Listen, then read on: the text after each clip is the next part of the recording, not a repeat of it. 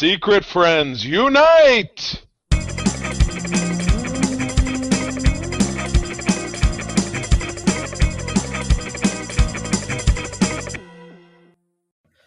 Welcome to the Secret Friends Unite podcast, episode 486. This is your guide to the geek side, and I'm one of your hosts, Todd Oxtra, chilling in Minnesota. It's August, folks. Get ready. We got a couple months until, some people are calling it Ogtober, where they're celebrating Summerween.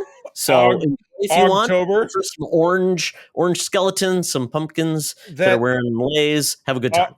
Ogtober sounds like some kind of terrible creature from Lord of the Rings. Oh, we're in the forest of the Ogtobers. Brrr, pumpkin spice. There you go. Yes, very scary stuff. Very scary stuff. I'm Charlie, by the way. Hello, everyone. Great to see you. Welcome to summertime of pickleball. Our pickleball squad here in Grand Rapids is on the grow. We're having a good time. Not feeling good about my chances of getting Todd to play when we're in Chicago in a couple weeks, so I'll just let it go. Plus, Todd's more broken down than I am, so I know your arm will fall off or something. Yes, I don't want to hurt you. Yeah, that's perfectly fair. But yeah, we got a lot to talk about, but first and foremost, as always, paying the bills and giving sweet homage to these wonderful people that support us over on our Secret Friend Squad on Patreon. If you visit patreon.com/secretfriendsunite, you can try out our great wares for 1 week for free, such as exclusive shows, our main shows with no ads, early versions of shows like Code 47, the Star Trek show that I run, fun Discord benefits, etc., for as little as $2 a month. We do have a new monthly SFU Patreon-only podcast, which we recorded last week. We had a couple of folks show up, plus Todd and Mark and myself, and it was a good time. And Mark has a fun new podcast called Walk Nerdy with Me, where he pontificates on life while walking down busy streets in his suburban Canadian neighborhood. Very exciting stuff. But let's give some love, and we've expanded our love giving with this segment, talking about our besties, our friend Chris Johns, Chris 1H1D, my buddy Derek Trevelyan, who I also call the Figure Dude because he's my figure collecting partner. Francie, don't know you, we'd like to drop us a ping. XEP. And my Uncle Tim, or as Todd calls him, Charlie's Uncle Tim, my Uncle Tim Horan, who handed me a check about a year ago for $24 and said, I want to support your show. And we've just kept it running. So I'm very grateful. Did you send him his resubscription? Oh, should I send? I thought you said, should I send him a receipt, which I'd have to print it out and put it in the mail. On our Friends with Benefits level, we talk about these folks all the time. John Sedorf, the Phoenix Sisters Entertainment, Kelly and Crayley, lovely ladies, Brendan Myers, Corey and HD, Matthew Keel, and our top tier folks, including Sean, Stella, and Henry, the nice family of the Twin Cities. Sean did join us on our cast last week, and it was nice to finally meet him. So that's good stuff. Swing on in there. Secretfriendsunite.com, patreon.com/secretfriendsunite. And try us out for 7 days. It's a good time. You'll be glad you did. All right. We'll be doing the Patreon community chat, the party chat, whatever you want to call it. We're doing that about once a month. It'll be just a good time to get together. We do record that, so we'll put that out there for all our Patreons to hear. But just be aware that we're having a good time. So you might hear something that might be a little bit more adult, and that's perfectly fine. Alcohol might have been involved. I feel like there might have been some alcohol involved in this week's cover because there's a lot of fire. It is, yes, Charlie. Yes, alcohol. Challengers of the Unknown. This is issue 86 from May 1978. We've got Swamp Thing, we've got Dead Man, we've got the Challengers, who I thought there were 4, but there's only 3 here. Man that looks kind of like Flash Gordon shooting at Swamp Thing. Right. Yeah. Says, is this the future? It says, smashing through the time barrier ahead 12 million years. Will the Challengers survive the war at time's end? So the time will end in 12 million years. So that's, I don't know. That just give me a lot of time to get we'll be dead before then, Charlie. So who cares? Oh, damn it. Oh, I don't know much about this comic. I mean, Swamp Thing, I know he had that movie where he saw, Adrienne Barbeau naked when we were kids, so it's very memorable. Dead Man, I feel like is a figure I've seen around, like he pops up, but not super well known. And I was trying to figure out about the Challengers, and I was talking to you about the the fan film that director Max Landis produced a number of years ago, where he touched upon, I thought it was the Challengers in relation to the death of Superman, that they were like the Fantastic Four, but they went up in space, got hit by cosmic radiation, and they just died from it. They didn't get superpowers. I don't know. Maybe that's not the case. I couldn't tell you. They've been around for quite a long time, since 1957, in Showcase 57. So there have been many members of the Challenge of the Unknown. Well, basically, they just got together and solved mysteries around the planet. They were they were basically normal dudes. They're like the Scooby-Doo gang, get together and solve. Kinda, yeah. No fun, dog. Well, how exciting, Todd. I would assume there's an outside chance this could be discovered on the DC Infinite app. Oh, of course, yes. I think that guy might be Rip Hunter. He was also another time-traveling guy from DC. Right. So their uniforms were very funky. There were typically 4 on the team.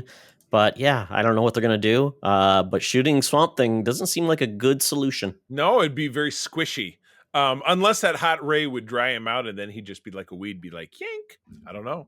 But if there's anybody I know who's an authority on weeding and drying things out and just overall kind of being a big pain in the butt, but in a great way, that would be our senior news correspondent, Madam Webb. At 124 and a half years young, she's been with us since the beginning, always brings us the best news and scoops down at the corner of Hollywood and Vine.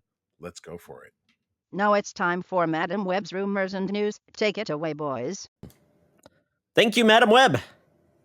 Madam Webb, it is time for county fairs and state fairs. So get your blue ribbon recipes ready, your figure making and your butter sculptures ready.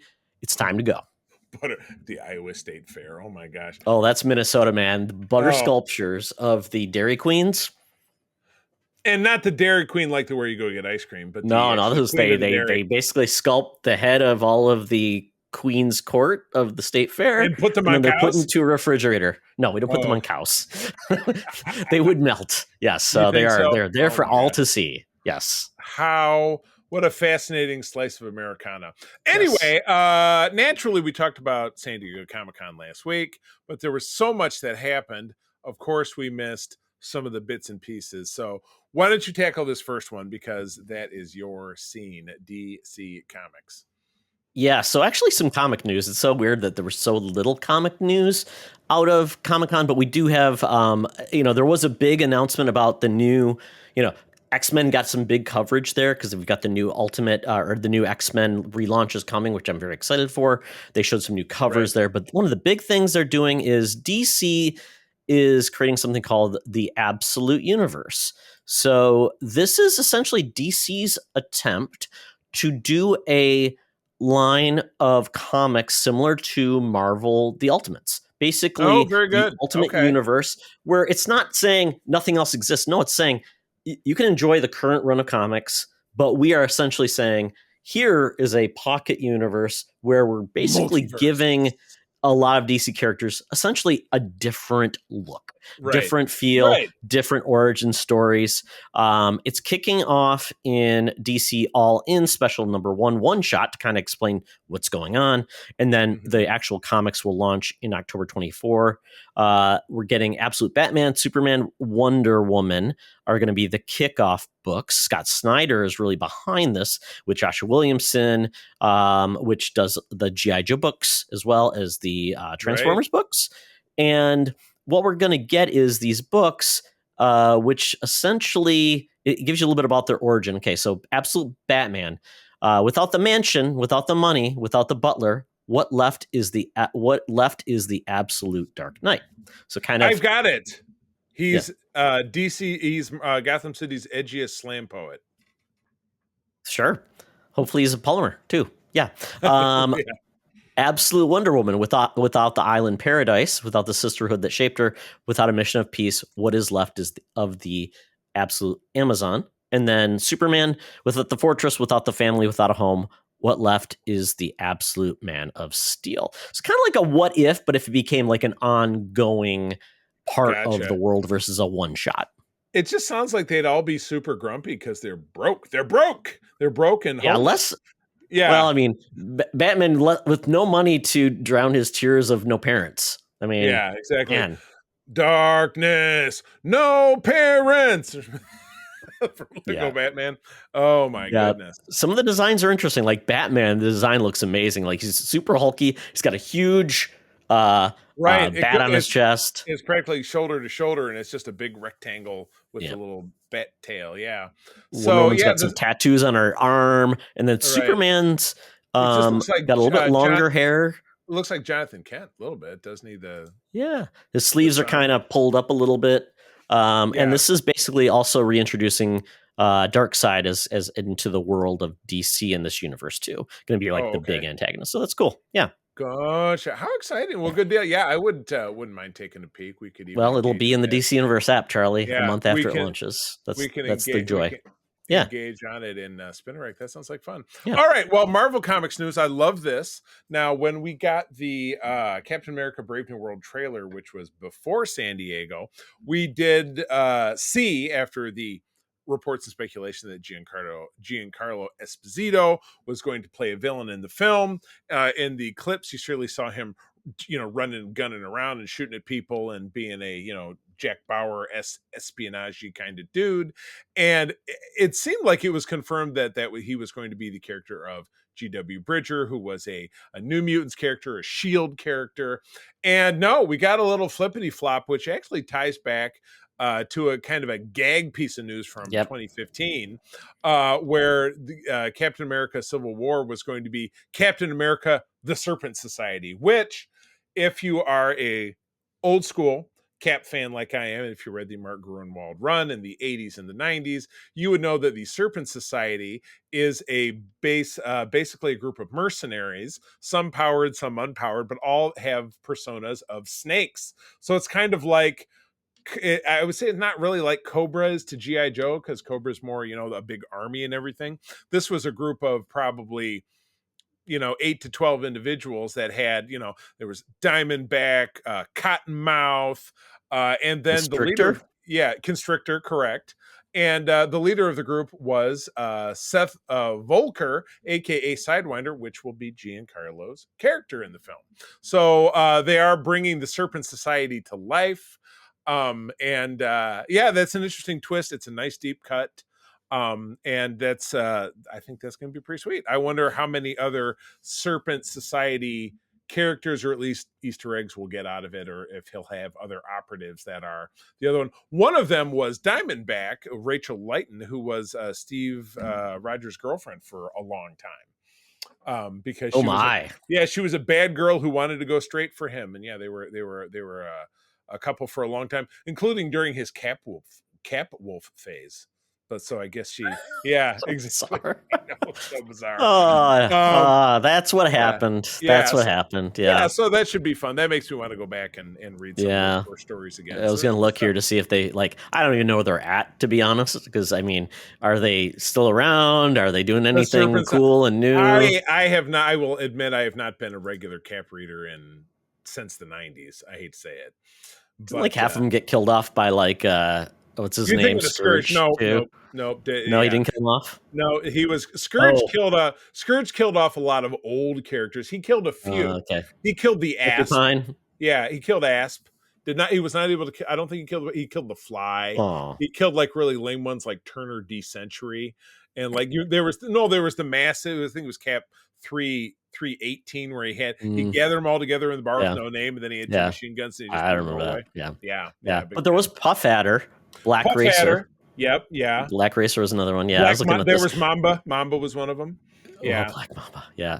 Gotta love it. It's fun. So I'm assuming there'll be a bunch of guys in leather coats. Exactly. It will be just a bunch of mercenaries, but they'll have dumb code names and no powers or costumes. And tattoos. And Yep. You cannot be a bad guy without a high and tight and a bunch of tattoos. That's what makes somebody a badass. All right, you got a couple of merch things for us, so take it away. Yeah, I was looking around to see, because I know they always have. I mean, it's Toy Arc. I always look there and too many toys, so it's really hard to remember what was the ones that really stood out. So one of the cool ones, we're big fans of The Simpsons. The Simpsons memorabilia has been around decades and years, and I still have a bunch of them. But they're coming back in a line that's actually affordable, not like the Super 7 line or whatever, where it was like $85 for a Simpsons figure. I'm like, no. Yeah, $55 was and admittedly they were nice. I mean, they put some nice scale to them, lots of accessories, but I don't need that shit. That's Homer doesn't need 85 points of articulation. Most of the accessories I get for the figures I have go in a bin. That I have a bin of bins that's just heads and hands and guns. Yeah, exactly. So do you have a Dewey Decimal System, Charlie? So when you need to look them up, Homer's beer is in section 2.3A. They're in a plastic snap case, so if I decide to sell one on eBay, then I know where to find the bit. But anyway, Todd, I sent you a picture earlier this week. I figure hunt, even though I'm not currently collecting anything. I like to go in and out of Targets and Walmart and Meijer here in the Midwest. But yeah, these are in stores. There's a set of the family that's for $20. Which means I should just pay. So the figures are about those are probably the 2.5 inch figures. So it looks like they do have a line of 2.5 inch figures. Yep. Yeah. That should be super cheap. Yeah, $5 or less, right? And they have a 5 inch, so it'd be double. So you'd figure they'd probably be double the price. They have a premium set, which includes Mr. Burns' Dracula, Radioactive Homer, and of course Radioactive Man. And there's a set of plushies. I saw those shelf talkers. That's very classic. So it'd be fun. I'm tempted. But the question is, where does stuff go? I mean, I have some space down here, so I may get the little cheapy ones. And like this space directly behind me is the hodgepodge. So it's a good place to hodgepodge stuff in. So that's probably where I'll end up. Yeah. And some of the stuff I sent you, Charlie, I included Simpsons watches that were sold at Burger King, still in box. Some are a little squished, but that's okay. And I still have a bunch of like the Burger King toys from their meals where that was all from the Halloween episodes, and I love those. So very nice. Yes. I'm lining up some toy shows for next month, so hopefully we'll be selling a couple of those for you. We shall see. So there's some neat stuff. I mean, I hope that this 5.5 inch line, it seems like it's good enough that works really well. I don't need like uber expensive Simpson figures, but I do like the fact that they offer them all. So. Right. And what do you got going with the Transformers here? Something different, or is this an existing line? Yeah. So the Transformers, they do so many different lines based on either the movies, different cartoons. So, I mean, I usually skip like the studio series. So that's like the more modern films. They do some of the like cartoons from 86 line, which is studio series, which is fun. So those are kind of neat, which gets you more of the, like, they look iconic. They're affordable, typically anywhere from 25 to 60, depending on the size of the figure, which is nice. But the ones I'm always interested in is they have an awesome new Optimus 86 series, movie series. It's $90, but it is a good size Optimus with the full trailer and everything. Looks amazing, cartoon accurate. Wow. It's really nice. It's one of the better looking figures. Would you say it's to scale with G1? So this is simply an evolution of that, or is it different? It is to scale with the other studio series in their main line, but it is not to scale with the Masterpiece figures. But you know what? The Masterpiece figures are all over $100. So if you're not getting this if you have the Masterpiece line. You're just not. This is for like fans who want something that's not too ridiculously expensive. And $90, I would say, is probably in the high end for most casual. You just said $90, and the other one was over $100, but you didn't say it was $100.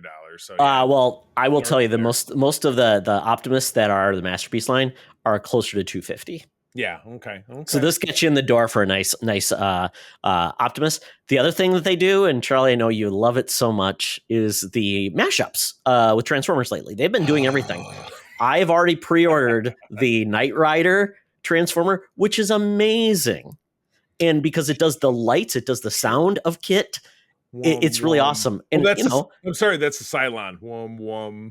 Kind of similar to that. Didn't they also make the same noise? And then I know there's a mashup of Sergeant Slaughter's Triple T tank in stylized from G.I. Joe. It comes with two figures. Comes with the Sergeant with Leatherneck, who was the 1986 series, just the Marine on the team. And what does that change? What does that one change into?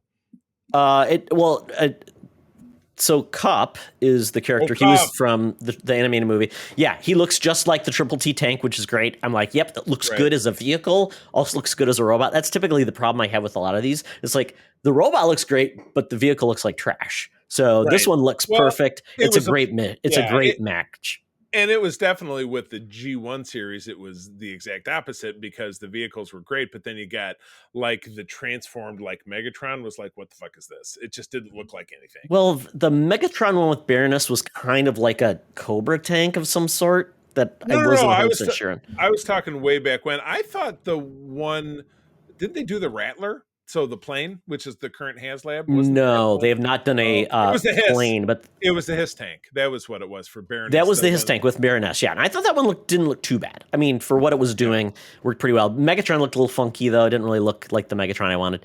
But yeah, the Autobot Cup Triple T with the 2 figures, $90 going to be it should be available for pre-order now, which is great. They're usually easier to find. And then the one I was talking about, the Knight Rider one, it's $50. It's called Agent Knight. I love it. The car looks amazing and really good version. So I'm glad we're getting some of these. I was looking through. I almost decided to sell off my X-Men Blackbird Transformers match. I'm like, nope, I'm keeping it. Oh, keep it. Those are fun. Yeah, I have no idea the aftermarket values on that, but all right. Well, moving on.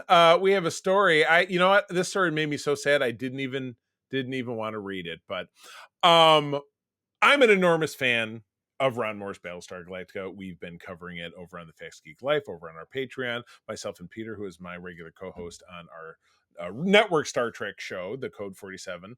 And that show was on from 2004 to 2009. And when it ended, Todd, I even talked to you a few months ago, I rewatched just the finale. I'm like, my God, I thought this was such a great ending. But it's controversial. Most people hate that stuff, but I thought it was a great way to wrap up the series with a very complete ending. So back in 2019, it was, of course, announced that Peacock, which is owned by Universal, they have always owned the IP, was going to remake the property. And apparently an announcement that came from Variety this week, that is no longer the case. So they put a pin in it. Like I said, I didn't read it because it made me very sad. Todd, why would they want to shut this down? Why are they breaking my heart? Well, it hasn't made much progress. And quite honestly, I think the issue they're having is they keep on talking about the series, but they have not explained what this series would have actually been. This was supposed to be part of the same continuity as the 2003 Battlestar Galactica series. Was it going to be like another Battlestar? Was it going to be from the perspective of the Cylons? I don't know what it would accomplish except for be probably compared and not loved. Like Caprica was a series that came out of, it was a prequel. It's funny you described from the perspective of the Cylons and another Battlestar. They did both of those. There was the Battlestar Pegasus, and then there was The Plan, which was the TV movie of the first 2 seasons told from the perspective of the Cylons. So it's been done. They tried a prequel. They did a prequel movie called Blood and Chrome, which was about the days of young Bill Adama on Battlestar Galactica during the first 40 years prior, and during the first Cylon War. Like they covered all the and then they did Caprica, which is this is how the Cylons were invented from a human perspective, even though that's a little subjective if you watch the series. So you're right in a lot of ways, and I hate to say throwing in the towel, but there's not really a lot more they can do. There's not really a lot more they can do with the continuity unless they did a full-on prequel series, which they tried and didn't get picked up. There was not the interest. So I'm, as much as I would enjoy having a new show out there, which means a whole new stream of merch and different stuff, Peter and April and myself and maybe some other friends, maybe even Brian Cole, if I could talk him into it, are going to a Battlestar event in Chicago in October. That's the 20th anniversary. All of the cast, with the exception of Michael Hogan, is going to be there, which is crazy. So I really look forward to that. But yeah, it's just kind of become a nostalgia deal, and it's interesting on the heels of the fact that Creation Entertainment is doing that show. I don't know if they're doing it in other places around the country. The fact that they have nothing new to share, that's kind of a bummer. So it's just purely being pushed along on nostalgia. Well, a lot of properties survive that way, I guess. If you think the old Battlestar Galactica, that was kind of looked at as kind of like goofy at times, weird, Yeah. strange, all the things they did, brought back and basically given like new life. I took a different approach. So I think the only way this works is they say, we're doing the exact same thing. We're starting over, but we're not going to follow this. We're going to do something different. Right. But I don't know how many times you can kind of tell the same story. Right. It was and like, say like, oh, it's going to be totally exciting and new. There was robots. We had a war with them. We tried to make peace. They tricked us. They blew us away. One ship escaped, and then this is the journey of that ship. Yeah. How do you do it again? You know what I mean? Maybe that's fine. Maybe not everything has to be brought back unless you go like, we're going, and I don't know. When did the original series end? It was on for one season in 1978. What was the Earth one? What was it? What was the other one? Oh, Battlestar Galactica Earth or something 1980 was the sequel, which was very unsuccessful and just made it I don't even think a full season.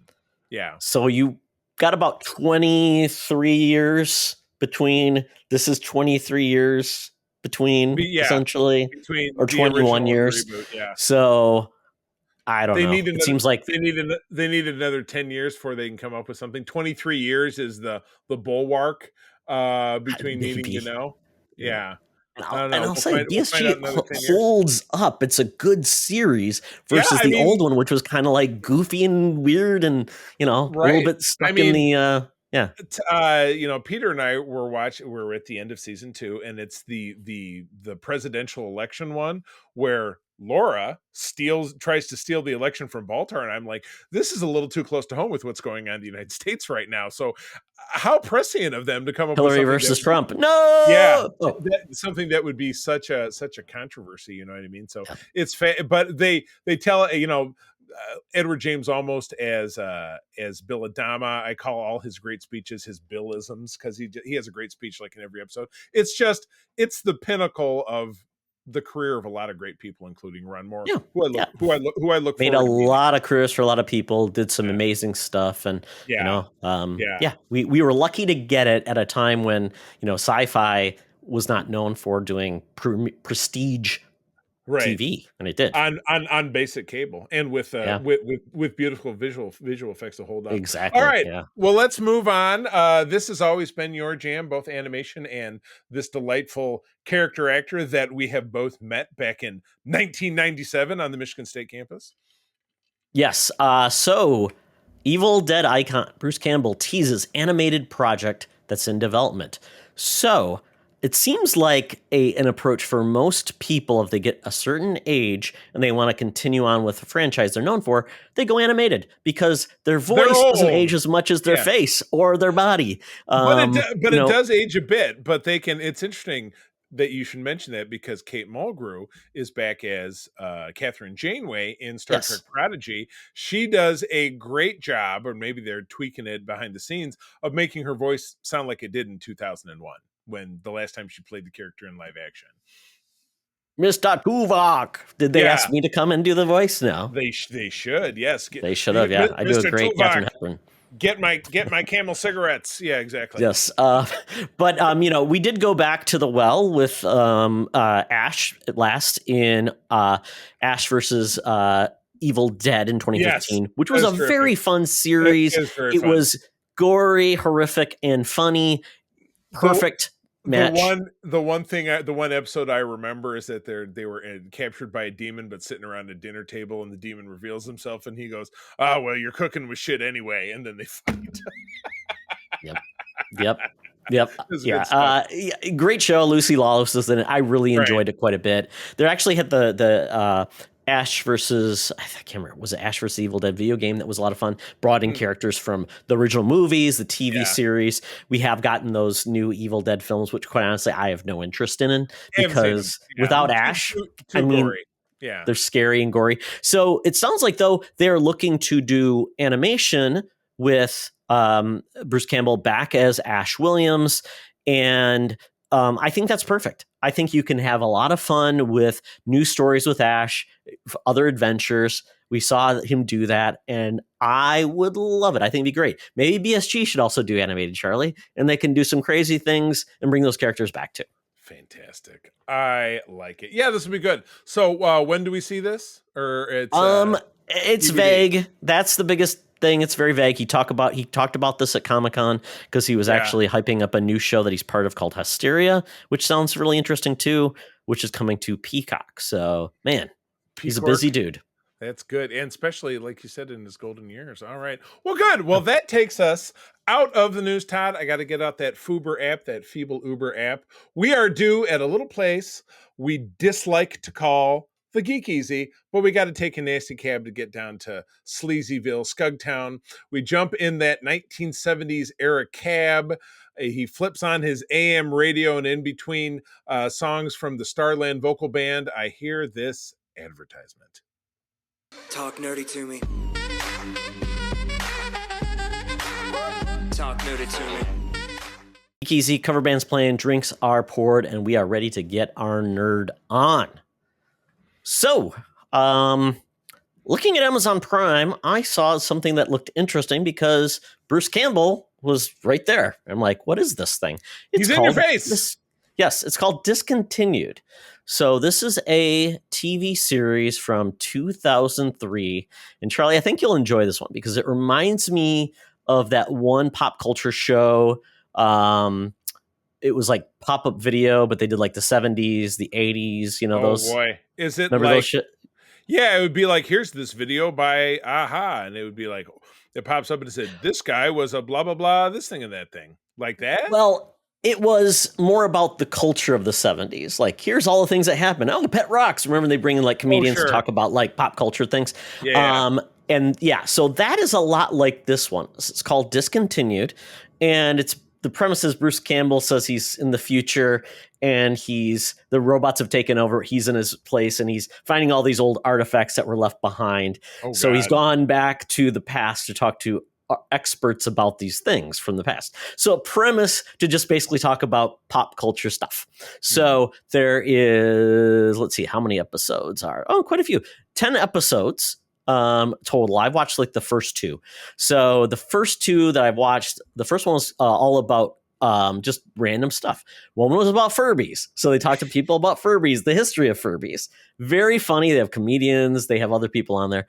They talked about the BlackBerry phone, its history, what it did. We watched we watched that BlackBerry movie not that long ago. Oh yeah. That looked really with Glenn. What's his name? Glenn Howerton. He was a nutcase in that film. So it was pretty. He's dark. good at that. Yeah, he's good at that.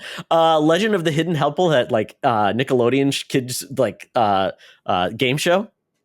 Which one? That they played where they'd like go in there and they'd have to like go through this tunnel and do stuff. It's like a Double Dare. Double Dare is what that's what it makes me think of. Yeah, this was past us, Charlie. This is the next generation of beyond Double Dare. And they also covered the Galactic Star Cruiser, the new the Star Wars hotel. Oh my God, they covered a variety of things. That thing from like a year ago that didn't make it. Yeah, it got canceled because it was basically like it's the Renfest, but you never leave and you spend the night for 10 grand. Yeah. Exactly. $6,000 or whatever. But they did a good job talking through all these. The other episode I watched was about Blockbuster. The history of Blockbuster. Really cool. They did the Talk Boy device from the Home Alone films. Oh my god! It was what Kevin used to record himself and basically get a hotel and do these things so you could change your voice. Well, it became a toy line too. So basically, it was a toy in the movie that became a real toy that you could buy. Or it imitates life. Yeah, the Lotus Esprit car for some reason, because it was something about that time. And then they covered MacGyver, which I thought was pretty funny too. MacGyver. MacGruber. I've been listening to the Lonely Island Seth Meyers podcast, and they just got into MacGruber. So yeah. Yeah. But there's 10 episodes, and it's just basically every episode is 4 random things from the past where they just reminisce and do member berries. Very, very well done. It's about 30 minutes each. It's a well done show. I enjoyed it quite a bit. I think you'll enjoy it too. All right, I'll give it a crack because I've got to go back to Prime to watch the Cape Crusader, which we'll talk about only sparingly since you said you had a certain narcolepsy. I had a limited experience. But anyway, I'm putting a link in here on the show. Hold on, I'll put the link in. So when you get the notes, you can actually see what this thing is about. Excellent. But you So- and I both went to the cinema, and we Yes. saw the latest magnum opus by M. Night Shyamalan Ding Dong, who's now been making films for over 25 years. And Todd, we've got notes. But since you're up first, why don't you take it, and I'll interject as I see fit. Oh my goodness! So Trap is the latest M. Night Shyamalan film, and it actually, Charlie, it only cost $30 million to make, so that's pretty cheap. And this is how he does it. It made 6 this weekend. Well, no, it opened with a $6 million night. It's going to make about $20 million this weekend, so not too bad for a low budget film. And this film stars Josh Hartnett, Ariel Donahue, which I believe is Josh Hartnett's daughter, Salika Shyamalan, which is his daughter or cousin. I think it's his daughter. It is his daughter, and she's a beautiful woman. My goodness, I had no idea. Yeah, the wife, I couldn't remember. It was Alison Pill from Discovery, which I'm like, Picard. She looks familiar. Picard. Oh, Picard, yeah. And then Haley Mills, the original lady from The Parent Trap. What? Holy crap. Did that last thing she stands out for me from our generation is the first wave of Saved by the Bell before they did the Miss Bliss. Yes, she's Miss Bliss. Yes. Precisely. Oh God! I mean, I did not realize. I mean, so yeah, she was the profiler, FBI profiler. Yeah, exactly. Just a very random choice of someone who is not. I mean, she's in her 70s. She's like our parents' age. Oh yeah. So it's like, and she's not a movie star. So it's like, where did you dig up Haley Mills? No pun intended. It just seemed very random to me. Very random, very interesting. So this movie, it was written by Shyamalan, so that tells you something right there. So that would be like a especially with the scripting. Yeah. So this is all about Josh Hart.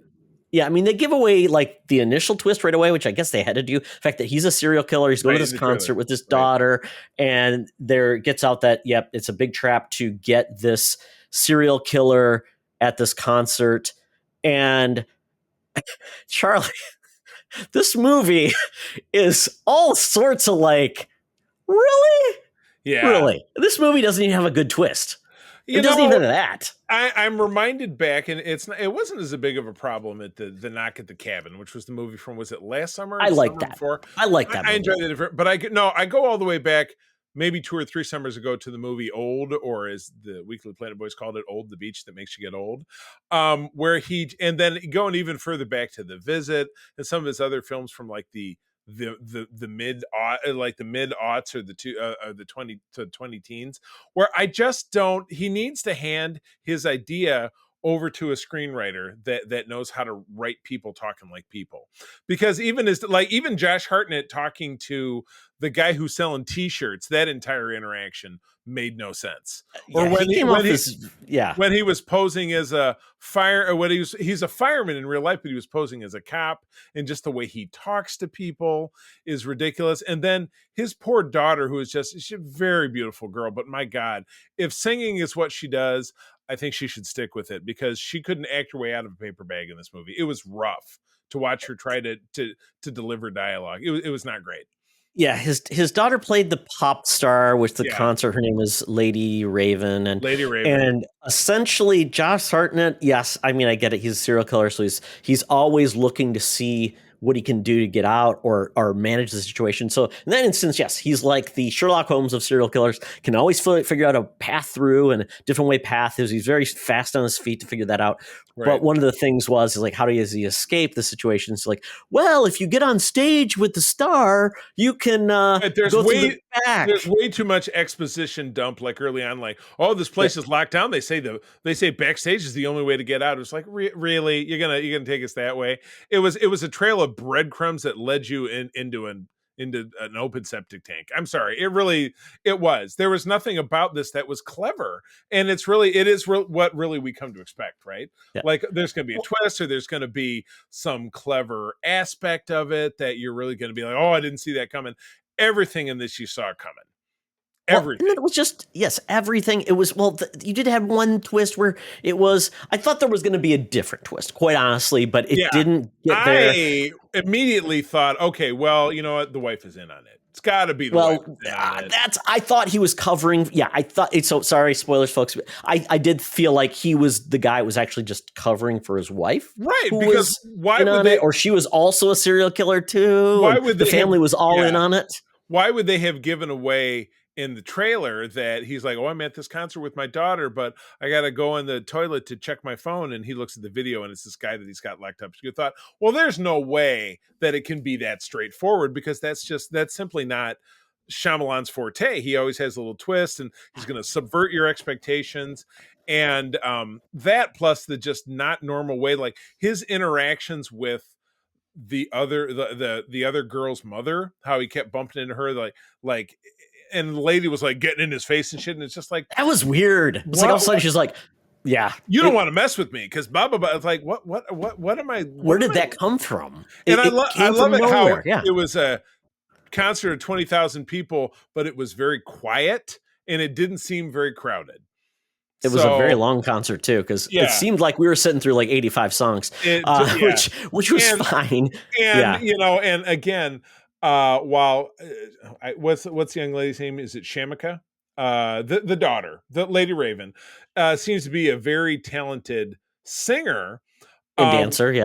Much like with the music from A Star Is Born, which is a movie from a few years ago that I thought it was absolutely love. The songs are dog shit. They're so bad. It's very hackneyed and corny. Yeah, these are all R&B songs. I mean, it was kind of how you expect young girls would love like a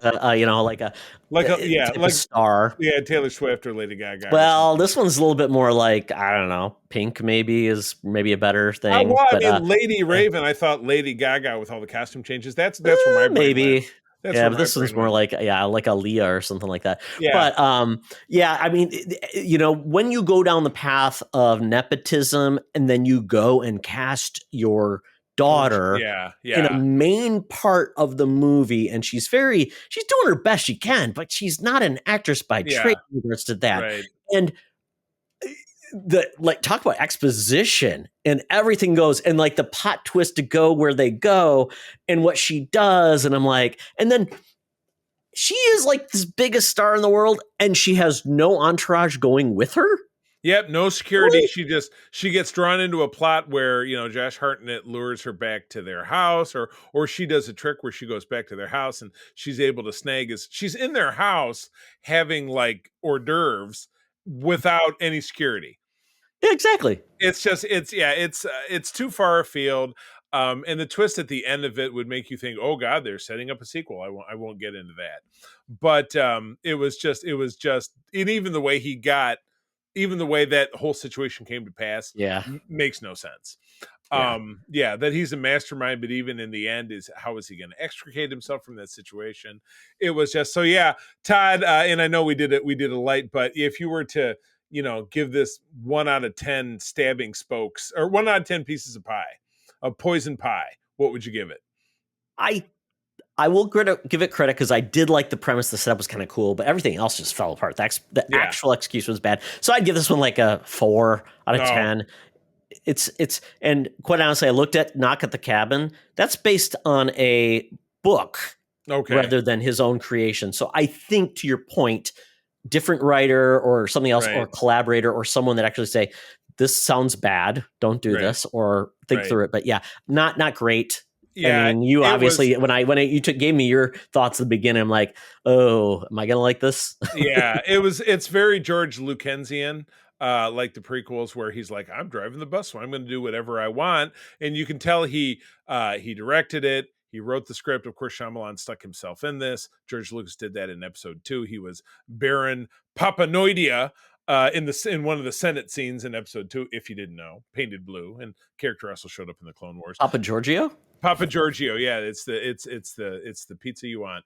I'm gonna give this a 2. Really, for me, it's the dialogue. I hate listening to dialogue that feels like dialogue. I like people to talk like people. That's just it's a thing for me. So I just don't care for it.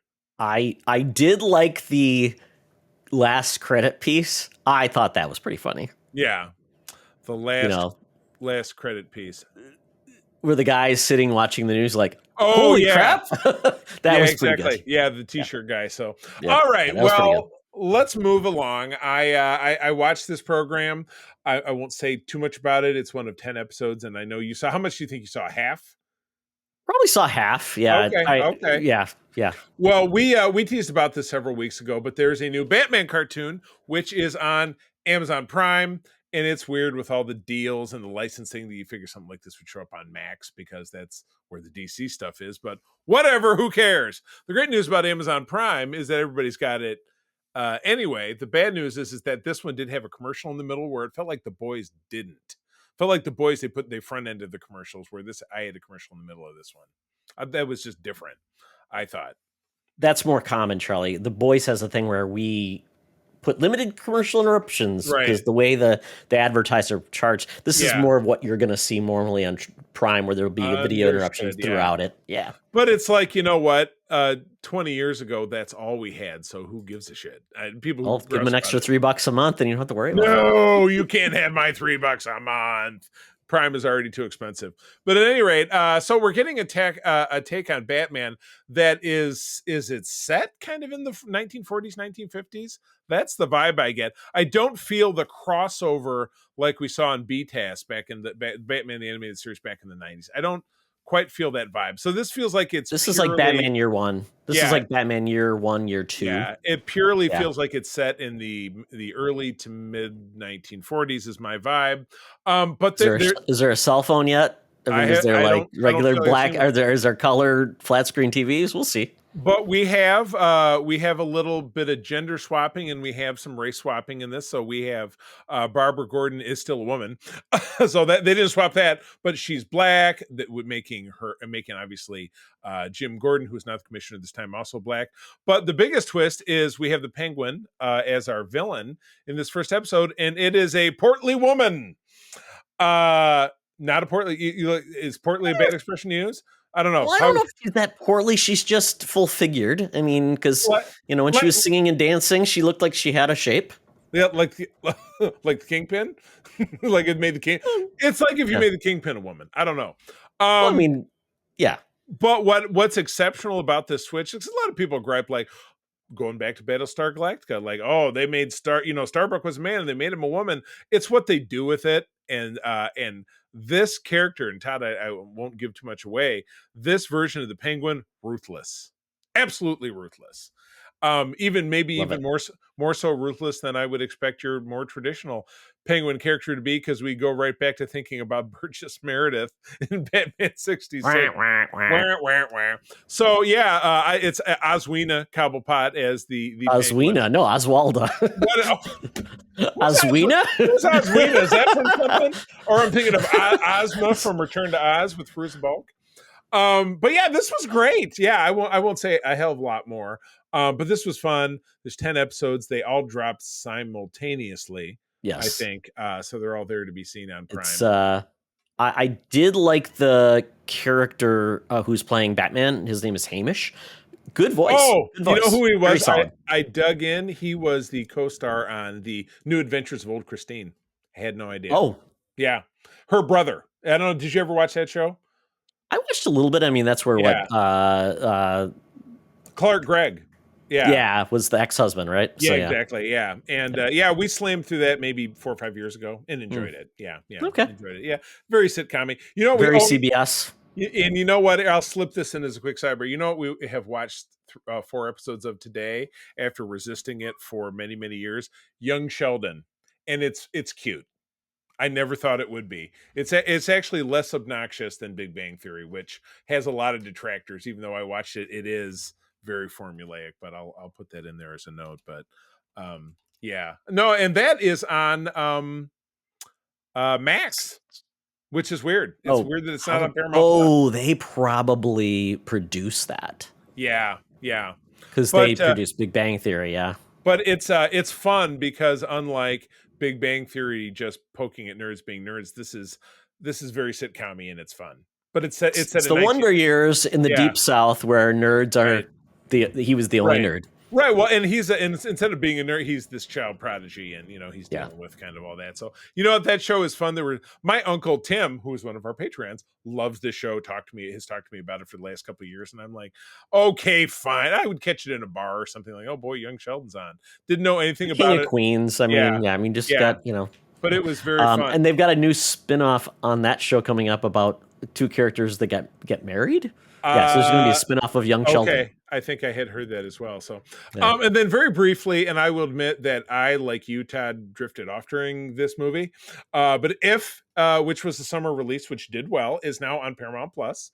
The stars are Ryan Reynolds. I had no idea from the commercials that he wasn't like the dad of the young girl, and the young girl is played by Judith from The Walking Dead, who is a lovely young lady whose name I'm forgetting, but does actually have John Krasinski, who is her actual dad, and the identity of Ryan Reynolds' character, I will not disclose. Todd, I assume. Wait, John Krasinski's daughter played Judith? Yes. I had no clue, because that's also Emily Blunt's daughter then. No. In the movie, Emily Blunt is not. I'm like, in the movie, even John though Krasinski's in the movie too. Yeah. Emily Blunt actually is in the movie. She does voice one of the imaginary friends. Is Krasinski a voice actor too in this? Or he plays the father character to Judith. Yeah. I had no clue he was actually in the movie. And as I said, Ryan Reynolds, who is featured in all of the promotional material, is not the father character, but he has an undisclosed role, which I won't talk about. Well, he also can see in imaginary people too, right? That's his power too. Will tell you nothing, because you should see it. Because he can see them, because I've seen the trailers. It's adorable. The voice cast of cameos is expansive. And of course I say that now. Bill Hader is in there. Maya Rudolph is in there. Yeah. So it is. Yeah, Carell is one of the main characters. He's the big purple thing. And so it's about this young girl who lost her mother. And I looked in the credits. The mother that she lost, who's just seen in flashback films, is the sister of Alexander Daddario, the super duper hot chick from the Mayfair Witches. So she has a sister, and this is her only credit. And I'm like, well, good for you. You played a dead mother in Photographs. Congratulations. It's a great career starter. I won't disclose too much about this movie. It's an hour and 45 minutes. It's on Paramount Plus, which again, Paramount Plus is kind of my favorite streamer. I would say go watch it. It's fun. It's life affirming. And at the end, you learn kind of what the deal is with Ryan Reynolds. Well, I don't want to say, but it's fun. But yeah, John Krasinski is he really an imaginary friend? I have no idea. I don't know what you're talking about. I lied. I didn't see the movie at all. That was the part I slept through. That was the twist. The whole thing? The twist is that I was the imaginary friend. I couldn't believe it. But anyway, yeah, I would recommend it. Todd, go see it if you need something that's just a little lighthearted. Sure. But anyway, that is the end of Being at Geek Easy. We are skipping out on our bill yet again, because screw these guys. But I've got up my Air Qantas app. I'm ordering up some tickets to get us to the land down under, where Hologram Tina and the mutants await for us to talk about the future of the Marvel Cinematic Universe. Let's do it. Welcome to another edition of Thunderdome! Thank you, Tina. The mutants been gathered for a topic or game to be entertained. And this week, after all of the news dump we got about all the Marvel stuff happening, we got to figure out what's actually going to happen, how it's going to happen, and really where it's going to happen. Like. Yeah, or would it be something we like, or should we do something different? So we can craft our own Marvel views. We can be our own Kevin Feige's along the way. Feige me, baby. So here is a really quick breakdown of everything that is scheduled in Phase 6. Now, before Phase 6, Troy, we should probably hit that first. So before Phase 6, we're getting Agatha All Along. We're getting Captain America Brave New World. And then that's it, right, for Phase 5? Those two things, right. Yeah, because that'll take us through, and I'll blast through this if you don't mind. I'll just read what's here, and then we'll go back. So we're into next summer. The Marvel movie of record next summer will be the Fantastic Four, Baby Steps, or First Steps if you prefer, July 25. So that will be the same time frame as Deadpool and Wolverine, which just came out. I swear, don't they have another release next year? Oh, that's right. They say Blade is coming out next year, November 7th. We shall see. Getting into 2026, and then in 2027, we have the twofer that was just really expounded upon, Avengers Doomsday, which will debut Tony Stark as Robert Downey Jr. as the Doctor Doom character. Correct. And then everything coming together in Avengers Secret Wars on May 7th of 2027. Those are both May releases. So Marvel gets back to May releases, but it'll take 2 years. I swear to God, they had something that was kicking off the summer next year. Nothing in May, huh? That's where I'm confused. What I don't see here is Ironheart. Well, I don't see yeah. Thunderbolts either. So Thunderbolts is yeah. So you got us a Yes. bad list. Boo. That's the summer Hey, kickoff. Tech Radar Bing- screwed us. Bing let us down. But anyway, the other all of these other releases are dated TBC. Armor Wars, Marvel Zombies, which is going to be a show, I think. Yes. The fourth Spider-Man film in the Tom Holland verse. Untitled Vision TV series, which I think is called Vision Quest, I thought. So yeah, your list is blowing my mind. A third season of What If, which we know has already been produced or is deep into production because we've seen clips. Series about Wonder Man, one of my favorite unsung heroes of the Marvel Universe, a West Coast Avenger, and the second season of X-Men 97. So are they saying that the X-Men 97 continuity is considered Marvel Cinematic Universe? That's where I'm fuzzy. You know what I mean? It's very fuzzy with the existing property. I mean, X-Men 97 obviously goes back to something that happened long before. So Right. I would say those are not continuity. We're also missing here is the Spider-Man TV show. Oh, yeah. And boy, which was what, freshman class? This is an article just from yesterday. So, yeah, this is pretty sloppy. Yeah. Yeah, it's too bad. I will continue to look to see if I can find something else. But Charlie, Then it's okay. that's what we know is coming. And it seems like there's still a lot of gaps there in regards to, who else will have movies? Because you're not going to, are they really going to go down to one Marvel movie a year in 2026 and 2027? I don't think so. Yeah. And they didn't in corresponding years like 2018 and 2019 with Infinity War and Endgame. There were other films. There were other films that kind of danced around the context of that or came before it or whatever it is, or just stayed independent of it. So let's break it down. So what's your biggest high point here, and what's your biggest meh? Well, and that's the hard part. I mean, considering it's about hype about something that could be good without knowing much about it, how it's going to execute. Because some of these things are just like, it's an idea. It could be cool. If we're just talking about phase 6, so I am excited about the Fantastic Four. Mm-hmm. Now, but of course, apparently this has been confirmed that this is set in the 60s. Yep. It is called The First Steps because I assume this is them at the beginning of their hero phase. I don't think we're going to get an origin story. I actually don't want an origin story. I want more of a news clip or maybe an interview with they're on TV, tell us about how it happened. And, that's all I really want. But then maybe we're going to see some adventures. And then I assume this will tie into somehow the multiverse where they get pulled in to the modern MCU. And it's like people out of time, like that movie Flashback. If you remember that one with Brendan Fraser, that was pretty good. So I'm excited. I hope it goes well. I really want that because Fantastic Four, quite honestly, is my guess if this all comes together will be a huge part of what drives Doomsday.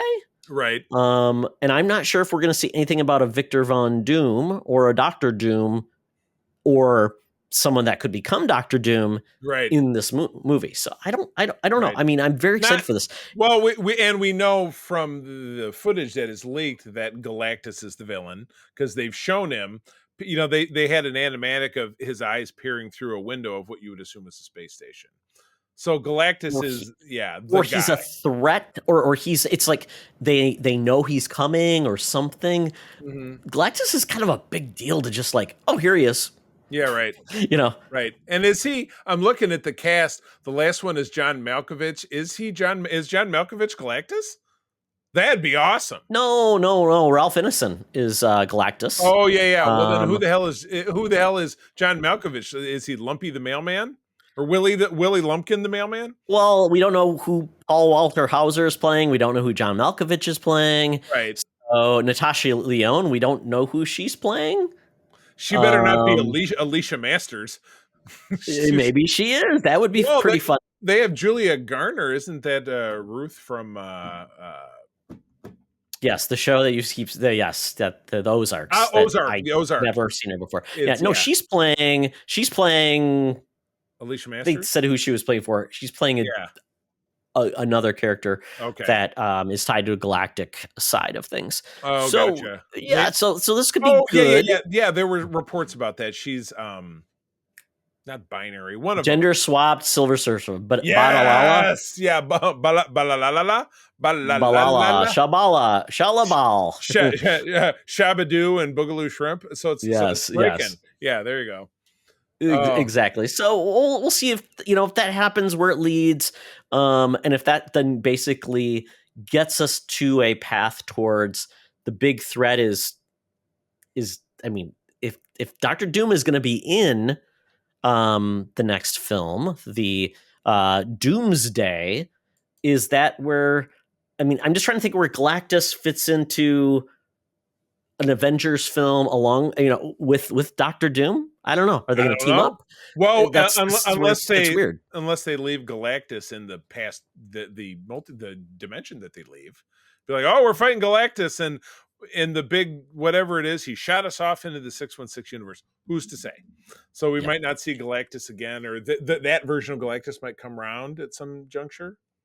Yeah, and I'm trying to remember, Charlie, the Secret Wars comic. Yeah, that came out in the 2015, late 2015. I was trying to remember what was the thing that caused the universe to turn into a Doom-led universe. It was the Mole Man was driving the bus, or not the Molecule Man.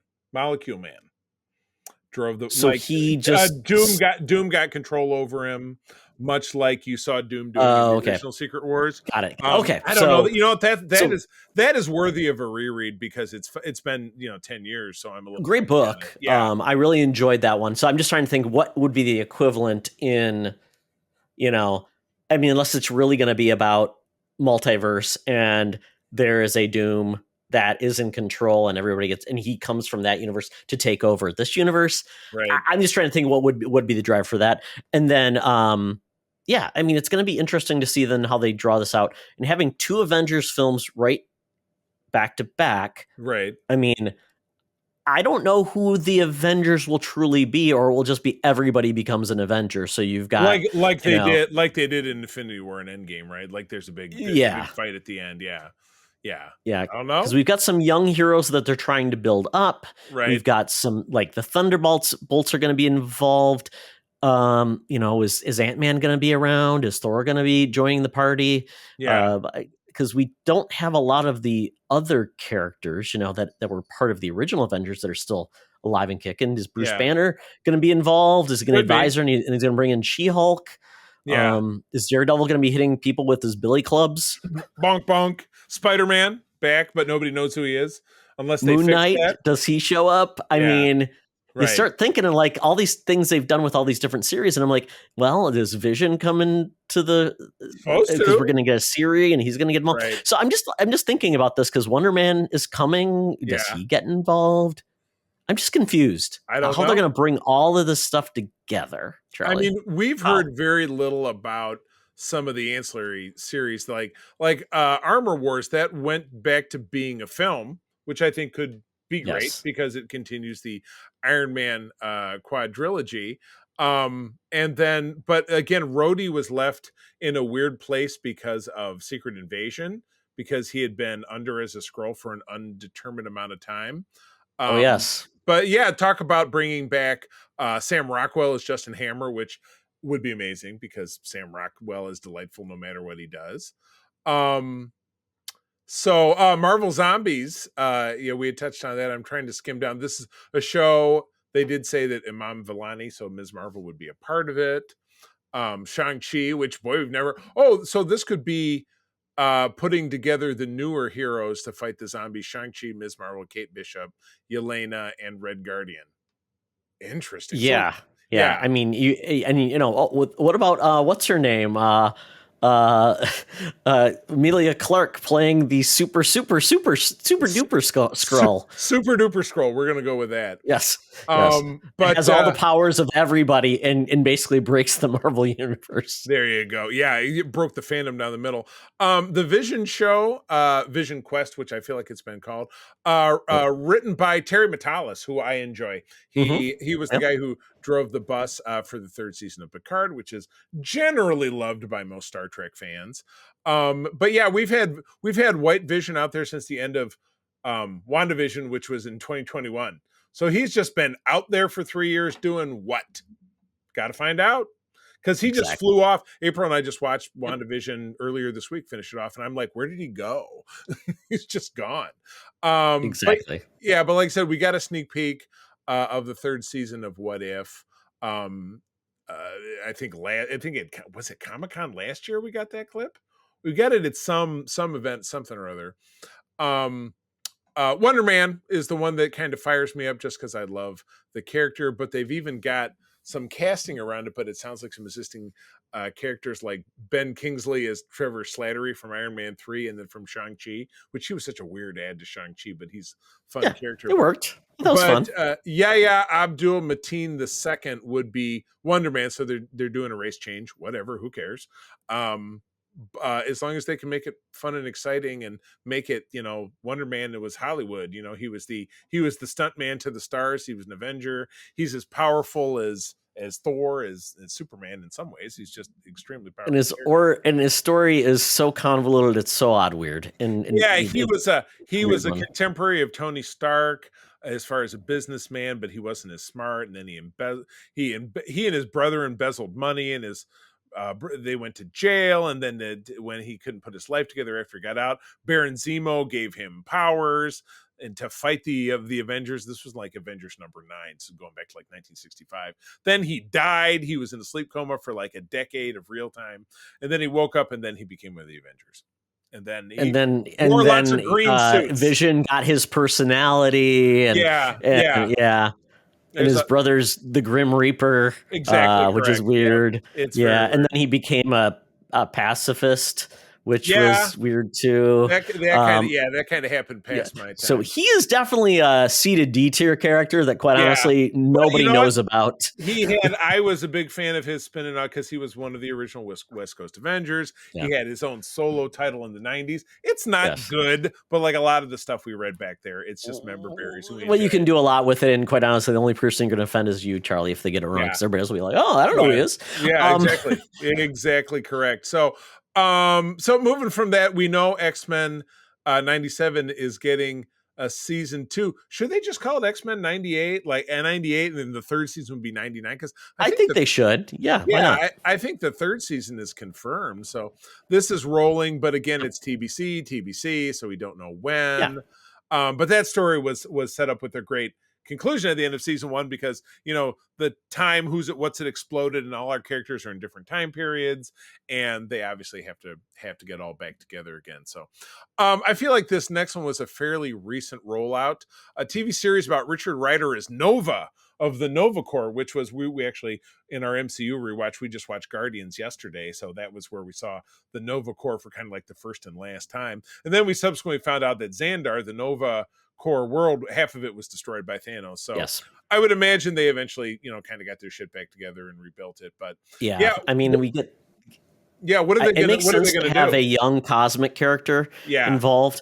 But once again, this is a lot of heavy lifting to say we're going to bring all of these characters in, give it the feel of an Avengers film that everybody remembers.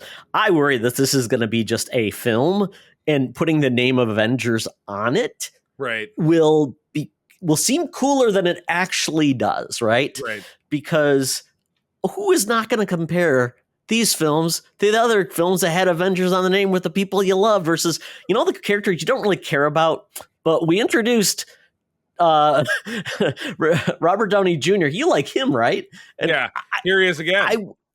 I do worry, especially since so many people have been involved in touching all these different characters that didn't really have a hand in them. And now the Russo brothers are coming in, and quite honestly, they've been divorced from this and most of the characters they worked with, you know. Yeah. And they were going to say, oh yeah, here's a book with all the homework you have to read now, right, because you got to get back on board. And by the way, make people love them as much as they love Tony Stark and all these other characters. That is going to be really hard.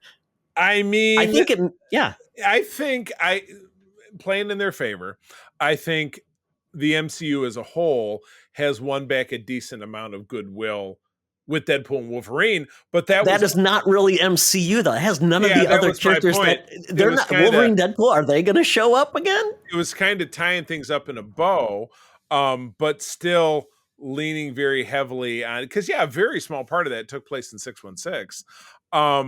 They've got a lot of winning back to do, but people, John Q moviegoer, look at this like, oh, this is Marvel now. Marvel is good again. Oh, we saved the Marvel universe because Loki was great and this was great. Where things that came out before were like, what the hell was Moon Knight? She-Hulk was great. Eternals was terrible. You know what I mean?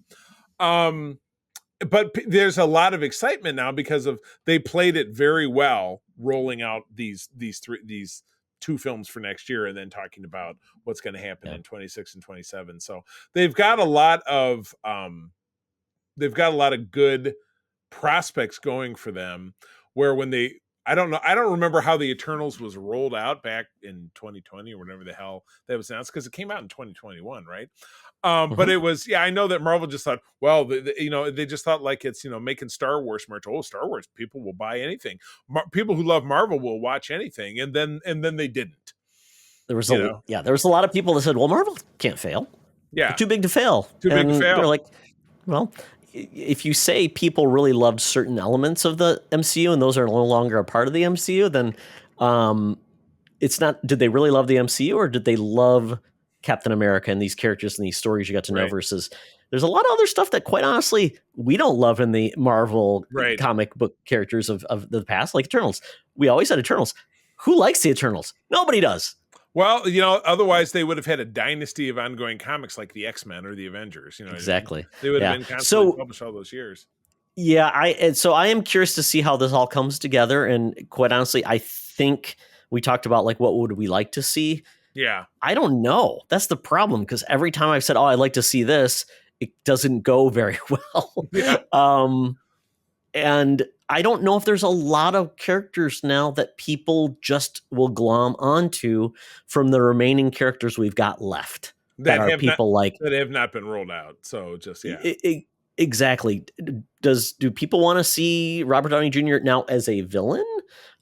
Is he enough to bring people back where he's not Tony Stark? Because if he's not Tony Stark, then he's just a new guy, maybe with a weird, wacky accent and doing things. And from he always wrote from Slobobia, like you said. Yeah.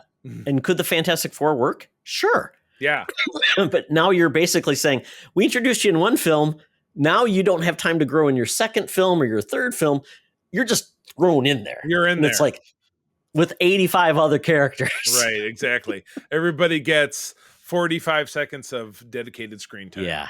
Oh my gosh. Yeah. And then is Captain Marvel showing up again?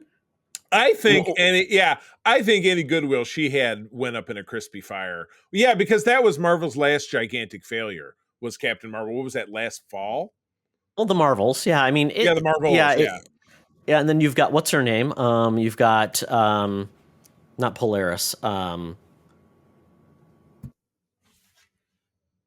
Don't got it. What is the other former Captain Marvel from the comics? Photon or Captain Photon. Marvel. Yeah, she's trapped with Beast somewhere. Yeah, that's right. Yeah. So what does that mean? Try explaining all those people that left the MCU to say, oh yeah, you don't need to read anything. No, you're gonna have to get back. I mean, unless they have a great way, bring Luis back. Oh, and we just watched Ant-Man yesterday, and April kept saying, I love Luis. Luis is the best. Bring him back, because quite honestly, if you want a billion people to go see this movie, right, you got to get people back in the loop, because you can't just have things coming back and like, okay, this makes no sense to me. Right. Well, like I said, if they knock it out of the park with the Fantastic Four, I think it's a good trajectory. You know, like I said, there Sure. was a But lot the of next time you see them, once again, they're interacting with a billion other characters. Yeah. And it's like, right. I don't know. The question is, what other way could they do it? And we don't know that either. We just know not do two more Avengers films. Quite honestly, we knew that Marvel was very successful with the Infinity Saga. We knew that things that followed it have been some hit, mostly. Oh, they've got to begin again. But you're right. Are they beginning again with Robert Downey Jr.? I don't know.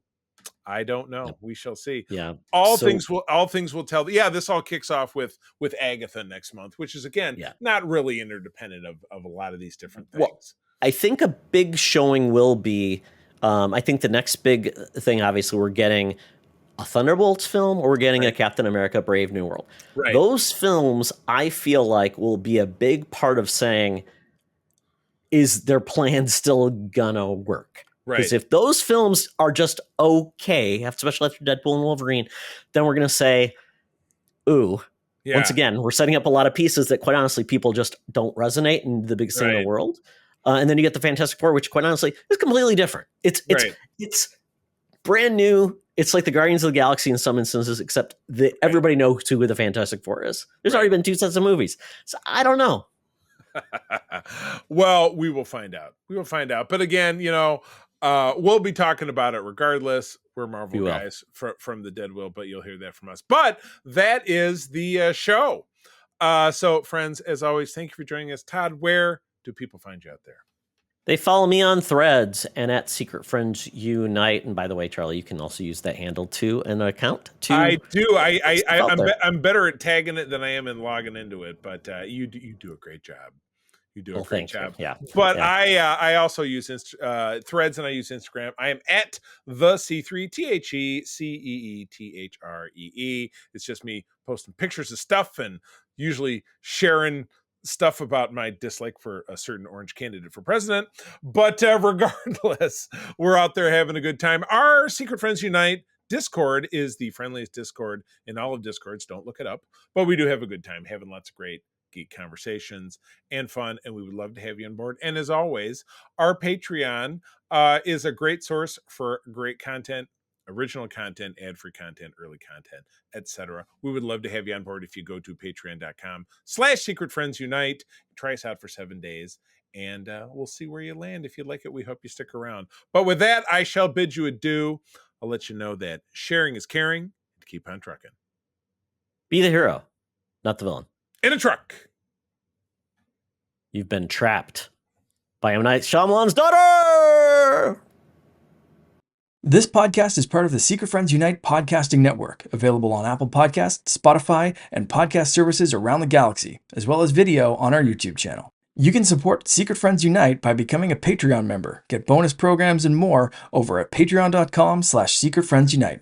Join our Discord community for even more discussions on all things geek. For all the latest updates on Secret Friends Unite, make sure to follow us on Threads at secret.friends.unite and visit secretfriendsunite.com. Find our merchandise at TeePublic and Redbubble. Thanks for listening, and may the Force live long and prosper.